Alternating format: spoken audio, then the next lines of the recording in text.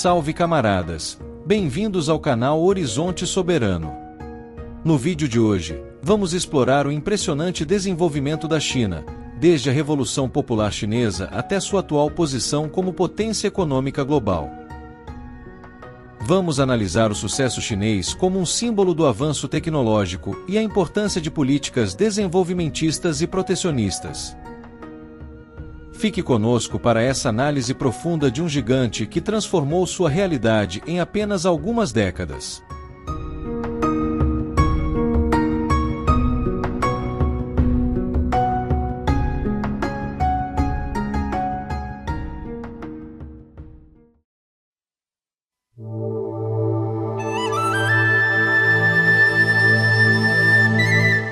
A Revolução Popular Chinesa, liderada por Mao Zedong em 1949, foi um divisor de águas na história do país.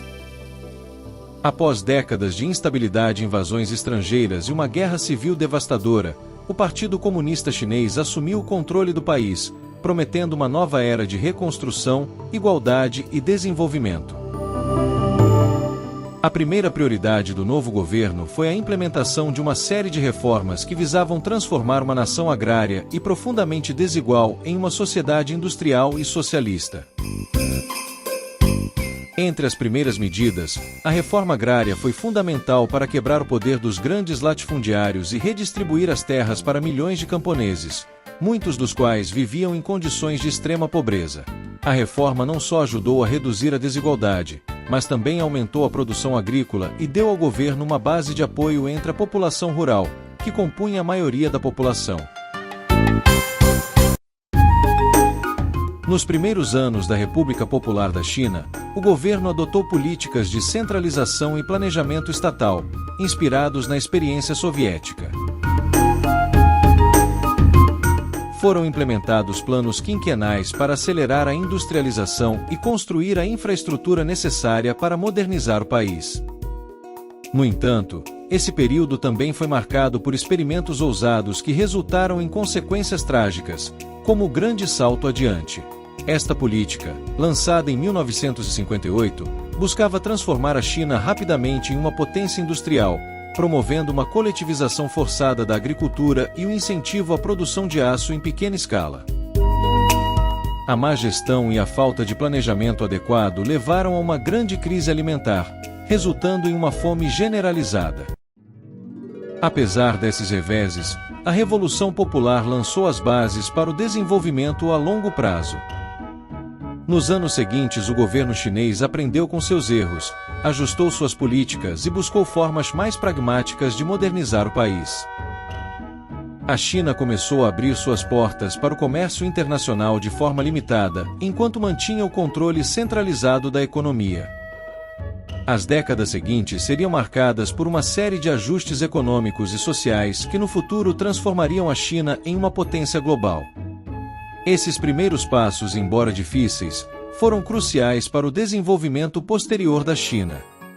O processo de modernização foi repleto de desafios, mas o controle estatal sobre os setores-chave da economia e a contínua redistribuição de recursos permitiram que a China construísse a base para seu rápido crescimento nas décadas subsequentes. A reforma agrária foi um dos pilares centrais da Revolução Popular Chinesa. Com a redistribuição das terras confiscadas dos grandes proprietários, o governo chinês conseguiu aumentar a produção agrícola e melhorar as condições de vida no campo. Esse processo foi vital para construir uma base econômica sólida que sustentaria o futuro desenvolvimento da China. Entre as décadas de 1950 e 1970, o país deu importantes passos para promover uma distribuição de renda mais igualitária. Os camponeses revolucionários foram inspiração para o desenvolvimento urbano e seus métodos organizacionais e cooperativos influenciaram a industrialização e urbanização do país. Trabalhadores do campo se tornaram protagonistas não apenas na produção agrícola, mas também na expansão das fábricas e indústrias que começaram a surgir nas cidades. Esse movimento do campo para a cidade ajudou a aproximar os mundos rural e urbano, criando uma economia mais integrada. O governo implementou uma série de políticas de industrialização rural, criando pequenas indústrias e cooperativas em áreas agrícolas, ao mesmo tempo em que incentivava o crescimento das cidades. A modernização agrícola, combinada com o apoio à industrialização no campo, proporcionou uma maior igualdade de oportunidades e uma redução expressiva das desigualdades regionais. A China também é amplamente reconhecida por suas conquistas no combate à pobreza.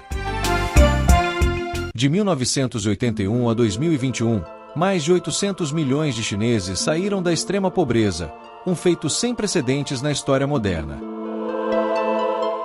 O governo chinês, por meio de investimentos em infraestrutura, educação e saúde, conseguiu melhorar as condições de vida de milhões de pessoas, especialmente nas áreas rurais. De acordo com o Banco Mundial, a China reduziu sua taxa de pobreza extrema de 88% em 1981 para menos de 1% em 2021.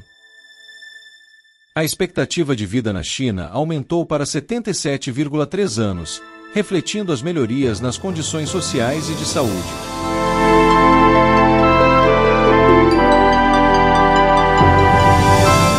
Shenzhen é o símbolo mais impressionante do crescimento tecnológico do mundo. Uma pequena vila pesqueira que em poucos anos se transformou em uma megalópole referência mundial em inovação. O modelo da Zona Econômica Especial criado pelo governo chinês permitiu um crescimento acelerado em setores estratégicos como tecnologia, eletrônicos e telecomunicações. Hoje, Shenzhen é considerada o maior mercado fornecedor de produtos eletrônicos do mundo, produzindo smartphones, computadores e componentes tecnológicos. Shenzhen é responsável por uma produção massiva de eletrônicos. Cerca de 90% dos smartphones do mundo são produzidos na China, com Shenzhen no centro desse ecossistema. Além disso, a cidade se destaca pela inovação em inteligência artificial, robótica e outras tecnologias emergentes. Enquanto a China seguiu uma linha de desenvolvimento contínuo e protecionista, o Brasil experimentou fases de grande crescimento industrial, especialmente nas décadas de 1950 e 1970. Durante o governo de Juscelino Kubitschek, com o plano de metas, e nos anos do milagre econômico no regime militar, o Brasil vivenciou um crescimento acelerado. No entanto, esse crescimento econômico não resultou em uma distribuição de renda equitativa. Na verdade, a concentração de renda aumentou violentamente durante esse período.